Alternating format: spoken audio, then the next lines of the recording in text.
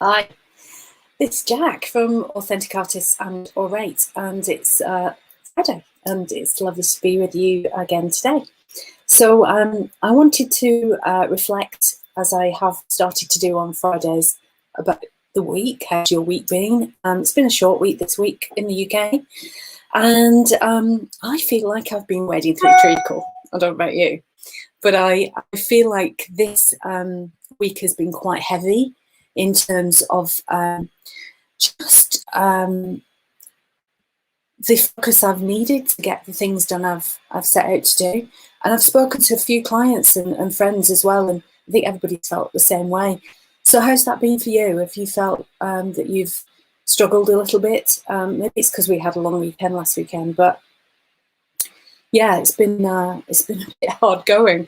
And I suppose what helps me through that is the focus and the clarity that comes with that on what I really want to do. So it's very much, that kind of outcomes driven focus about if I really just keep that end in mind and think about how I'm going to get to it, it helps me to stay focused. So how's that been for you? I'd love to know, and please do comment and let me know if this is helping at all, because it really helps me a lot. It's not great when you just have the deafening tumbleweed situation. So your comments really do help if you feel inclined.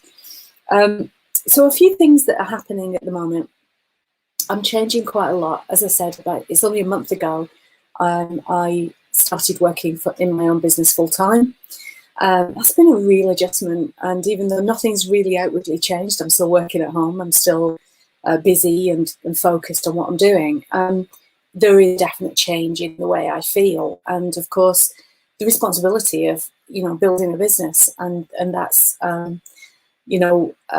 both exciting and terrifying at the same time.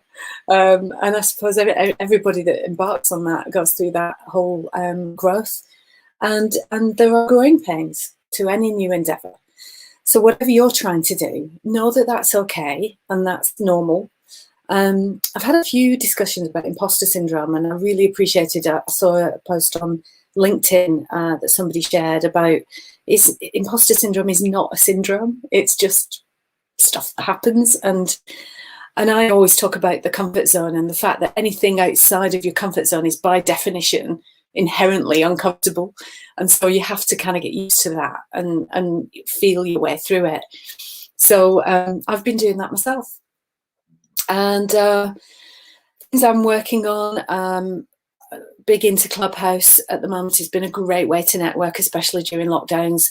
I've really appreciated the depth of conversation that you can have on an audio only app that's just really real time, immediate, and building great connections. So I've already done a lot of that, and so I'm hosting a couple of rooms. I'm co-hosting tonight on Clubhouse with some of my music creatives.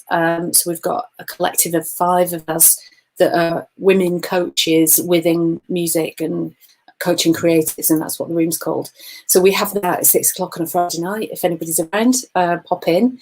And we talk about a range of topics that are either affecting us or our clients, and that just need to, just generally have a good sort through and help whoever we can. And we do some live coaching as well during that. And I usually have another room called an artist pitch fixer, which I am a pitch coach amongst other things.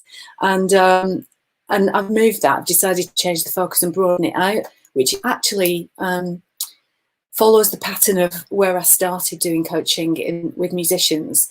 Just initially it was on pitching and networking, and then I've broadened that out to include business skills. So and that's what you need the most, right? If you're a creative trying to make it in the music business, you have a business to run, and that's often what gets left to the last minute, and it's all about the music, and that's not the whole thing. It's definitely your music's really your product, and then there's a whole range of things around it that need to get sorted out and organized. And so a lot of my coaching is around those things. What are those things, and how do you do that? And so I'm scheduling that for Monday night. I think it might be a bit better as things start opening up to have something at the beginning of the week. So I've arranged that for Monday night. So that's a business skills, music business skills drop-in room. So you can just come along and ask any burning questions. So I'm doing that as well. And then I've also got an exciting artist spotlight coming up with a client of mine that we're recording this week. So hopefully we'll be sharing that soon. And I'm also building up to launching the online recorded program of my AMPS course. So AMPS is my framework for teaching those business skills. And I'm going to be launching that at the end of this month. So I'm going to be ramping up some activity around that to help as many people as I can. Because I do know that when people have been on it in the past live, it's really, really helped people. Some people, you know, one person finished their book during the whole kind of course. One person was able to move out of their parents' house because they were able to organise their money differently. And that's life-changing, right? So it might not be specific to the music, but you are, you know, in the centre of all that. So it's definitely something that gives me great satisfaction to help people organise themselves. And then, you know, music's got out there, songs have been released, and music EP campaigns have been built and released. And that's happened because people have started to really understand what they need to do internally to then produce what needs to be done. To make that happen. So that's great.